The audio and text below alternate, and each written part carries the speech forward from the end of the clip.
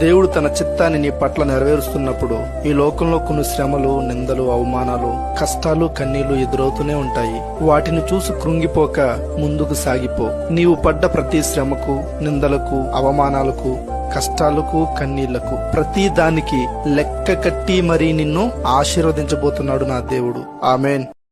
ఎన్ని తలచినా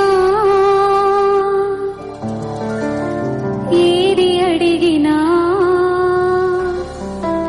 జరిగేది నీ చిత్తమే. ఎన్ని తలచినా ఏది అడిగినా జరిగేది నీ చిత్తమే. ప్రభువా జరిగేది నీ చిత్తమే. నీ వాక్కుకై వేచి ఉంటిని, మా ప్రార్థన ఆలకించుమా.